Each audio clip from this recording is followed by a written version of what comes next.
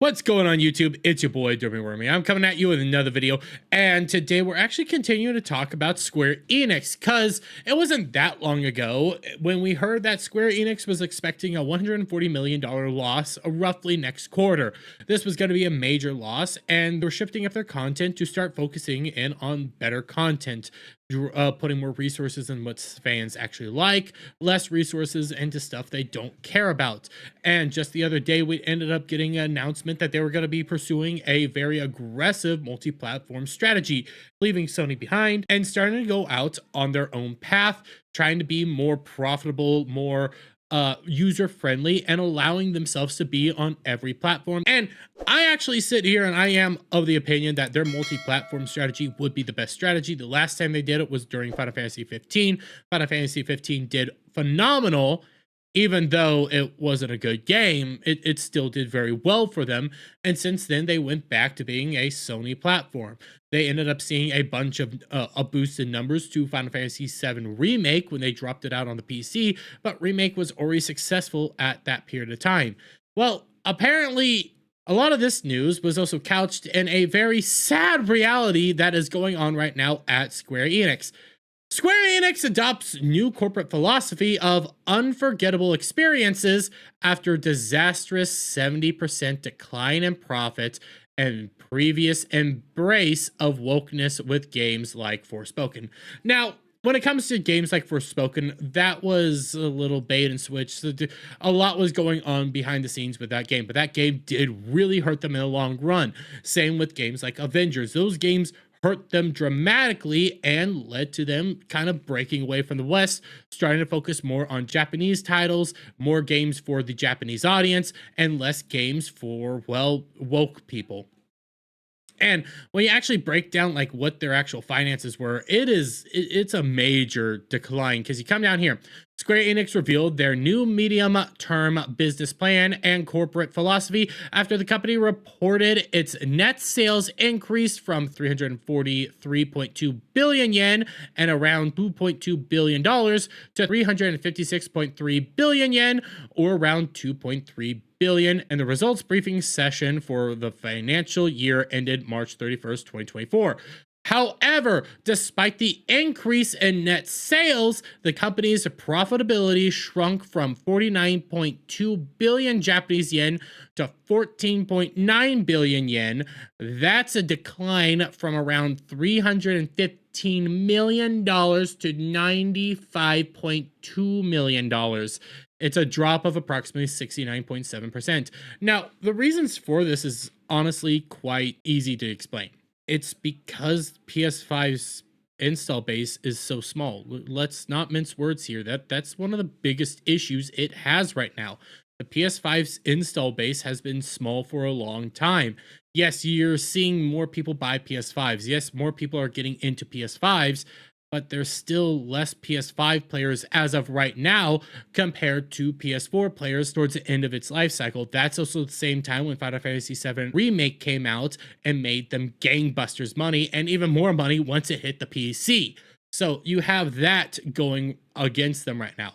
That's why they're starting to take a look at what they've actually been putting out there, what's gone on since their latest fiscal years, and they're realizing, you know, these games might be doing relatively well financially, but they're actually falling well behind our actual markers, and they're not succeeding where we want them to be succeeding. And we'll get deeper into that. But following this whole, hey, 70% decrease in profitability, you know, we're going to be changing our whole marketing strategy and our whole like system strategy. We're also going to be ditching a bunch of overseas developers. Square Enix makes cuts to US and European teams as part of a new plan to rebuild overseas business divisions from the ground up. This is a smart move. Now, it's still a risky move. It's still a very risky endeavor, but this is a very smart move for Square Enix, because one of the big issues we've been seeing within the game development industry is a lot of games from the East do really, really well until they hit international developers, you know, like their American-based companies, their European-based companies, what have you, and they end up, you know, changing a bunch of stuff to fit a more progressive audience and cutting stuff out. They try to inject their own BS into it, what have you. This is a smart move. This is all around a smart move. And also remember, their Western-based companies led them down the path to doing Forspoken, and that bit them in the rump really, really hard. They outright shut down a lot of those companies and moved away from that whole style of gaming. So you got that going on. You got them kind of cleaning house because they realize they've been screwing up so much. I would say Square Enix is still one of these like go-to titles. It's still a company that, you know, when they put out a game, people are going to watch it. People are going to go play it. People are going to interact with it, but they're not what they used to be. They're not as high on the totem pole as they once were, and they're recognizing that, so they're trying to re-achieve that strategy. We just have to come over here to something I've been actually talking about on this channel for a while now. Final Fantasy VII Rebirth falls short of sales expectations, and it just got announced. Not only did Final Fantasy VII Rebirth fall behind, Final Fantasy 16 also fell behind. Now, both these games, now, at least when it comes to 16, 16 is set to potentially have a PC port here in the next few months or so. And they are expecting to see a return in profitability and make that game actually, you know, cross their finishing lines, cross these particular lines that they had set, a bunch of these goals here once it hits the PC market. And honestly, that's going to be the case. That's going to be true to what's actually going to happen. In reality, what's going on right now is they're hamstring. Okay, they're stuck behind this particular paywall. They're stuck behind the PS5, and they're not succeeding with that PS5. They're already predicting once Final Fantasy 16 hits PCs, going to see a massive player boost. It's going to help it reach its final goals that they wanted it to reach, and will become a more successful game as of right now. The same will be true for when Rebirth finally hits PC in a year and a half. So now, and I do want to say this, and I want to stress this, I don't think any of these games are failures. I think these games are relatively successful. They made their money, probably some profit along the way as well. That being said, they didn't hit the internal goals. They didn't hit what they wanted them to hit. And that's a huge thing that you need to realize when game companies go. They want to hit a certain amount of money, not just make a little bit of money. The game industry, at the end of the day, is a business, and it needs to make a lot of money, not just some money. So I do want to say that. Now, this whole strategy that they're going down, I think is the correct move. I think they're doing the correct thing outright. I think going to a multi-platform style is the correct move here.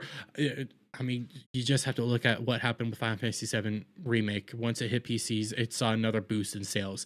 It's going to happen again. It's going to keep happening. And they recognize that. They recognize that sticking with the PS5 right now isn't the way to go. Sticking to a single platform isn't the way to go right now. We need to be hitting more markets, more platforms, going all in on this so our games see more profitability.